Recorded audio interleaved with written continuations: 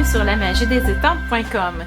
Je vous propose aujourd'hui un modèle que j'ai trouvé, que j'avais depuis longtemps dans mes dossiers, donc ça fait ça fait quand même un bout de temps. Je me promène pas beaucoup sur internet, mais quand j'avais vu cette carte-là, je me suis toujours dit, j'ai pas ce jeu d'étampes-là, j'en ai pas un semblable, mais je vais essayer de recréer ça moi-même. Donc là, je me suis dit, c'est l'occasion ou jamais. Alors, je vous montre ça. Si vous êtes habitué de toujours rester avec vos étampes, vous allez peut-être être un petit peu déstabilisé, mais un enfant de 2 ans pourrait faire ça. Donc, je vous incite à essayer vous aussi. Pour les vœux, j'ai choisi coffret de souhaits. En fait, ça, c'est un jeu d'étampes qui peut servir à faire une boîte avec des petites fiches et des onglets pour faire des sections, donc des sections de cartes pour l'année, anniversaire, sympathie, juste pour toi, merci, mariage, etc. Mais les vœux peuvent aussi servir pour des cartes, donc c'est vraiment intéressant. Il y a même des belles petites bordures ici, puis je me dis pourquoi j'ai pas utilisé ça dans ma carte. Je vais peut-être essayer de venir en rajouter. Donc, et ici, le jeu Gorgeous Grunge pour faire la texture ici. Je pars avec une base de carton rouge que je vais plier et mettre de côté pour tantôt. Et puis, murmure blanc. Donc, c'est aussi simple que ça. On prend notre stylo à légender Project Life. Moi, j'ai pris la mine la plus grosse. Dans le fond, c'est 0.5, mais vous en avez une aussi plus petite qui... c'est la même. En tout cas, il y en a une autre plus petite. Je pense que c'est 0,05, quelque chose comme ça. Moi, j'y vais avec la plus grosse. Je vous le conseille aussi. Ou sinon, ça peut être un marqueur noir nu avec la pointe la plus fine. Alors, on y va tout simplement. Ce que je vais faire, je pense que je vais étamper tout de suite mon vœu pour voir un petit peu. Je ne l'avais pas fait tantôt. Je vais essayer de la mettre un petit peu croche parce que je veux pencher un peu.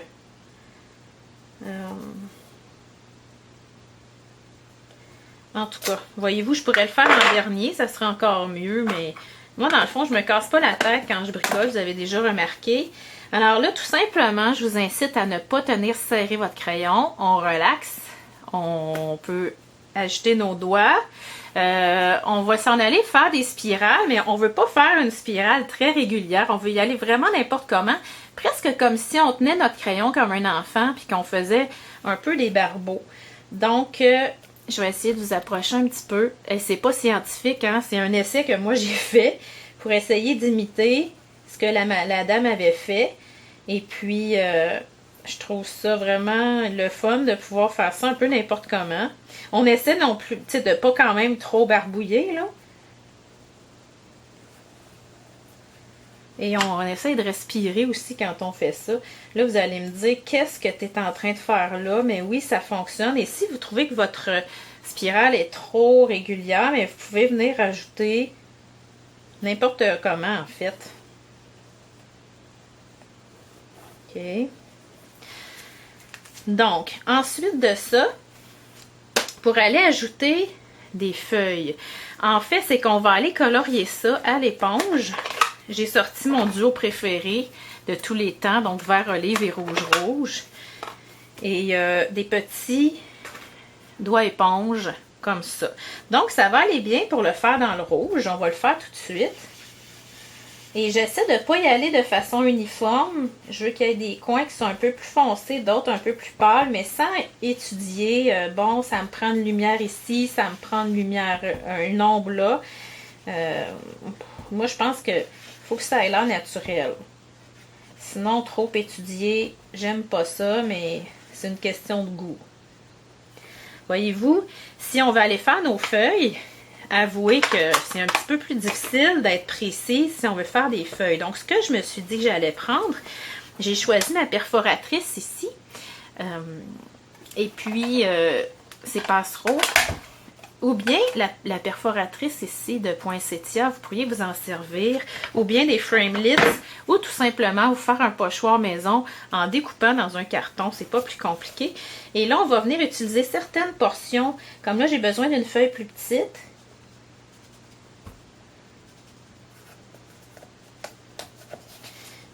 Voilà. Et là, ça n'a pas l'air beau, mais on va venir ajouter tantôt des détails.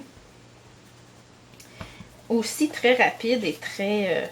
au Québec, on dit botché.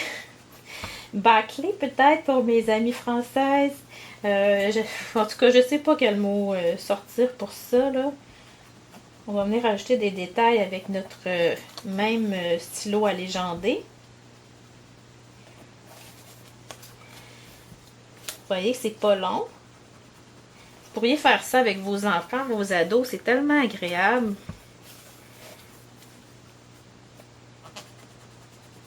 Et calculer le temps que ça prend pour faire ça, c'est vraiment pas long. Donc, je reprends mon stylo et là, je vais simplement aller passer un peu. Je ne serre pas mon crayon fort, donc ma main tremblotante un peu va permettre de faire quelque chose de plus naturel sans me casser la tête. Parce que là, si on fait quelque chose de très précis, ça ne sera pas très beau, ça ne se mariera pas avec les fleurs. Donc, j'ai ça de fait ici. Ce que je voulais faire ensuite, c'est ajouter un petit peu de texture. Et c'est là que j'ai utilisé, même sans prendre de bloc, juste aller placer un peu de texture pour ma carte. Voilà, c'est pas plus compliqué que ça. Et puis, on va aller monter sur notre carte.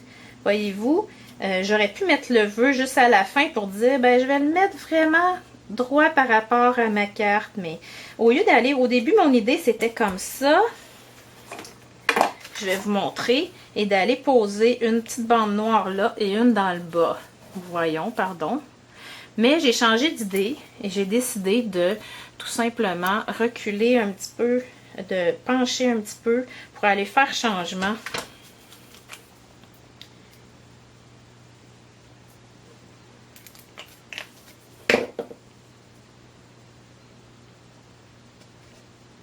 Bon, on choisit comme on veut et on recoupe à l'arrière. Moi, je vais prendre mon massicot que vous ne voyez pas, mais c'est pour sauver du temps à l'écran. Voilà. Donc, je pourrais laisser ma carte comme ça, parce qu'elle serait très jolie. Mais j'ai décidé d'aller ajouter des brillants, diamants resplendissants, avec mon crayon de colle 2 usages. Donc, j'essaie d'aller faire des mini spirales là, et des petites touches de rien sur les feuilles. Vous voyez, je fais ça n'importe comment. Ça va être beau. Donc, c'est un projet qu'on peut pratiquement pas rater. C'est le fun, hein? Je vous propose ça. Il y en a qui vont préférer sans les brillants. Puis il y en a d'autres qui vont aimer mieux ça comme ça. Imaginez faire l'enveloppe. Je vais la faire pour faire des belles photos et vous montrer. Mais l'idée que j'avais eue tantôt quand je vous ai présenté ça, je me dis pourquoi qu'on n'irait pas utiliser la bande ici pour aller ajouter. C'est un genre de doodling, hein? Je sais pas si j'ai posé mon étampe droite.